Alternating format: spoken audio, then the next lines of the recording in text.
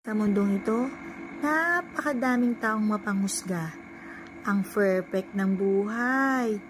Walang bahid dungis. Ang tatalino. Ang gagaling. Alam lahat. Inam kung manghusga. Nakikita lahat eh. Pero, sila ang mga taong hindi dapat pinaglalaanan ng oras. Sayang, pangit ka lang. Focus na lang tayo sa sarili natin.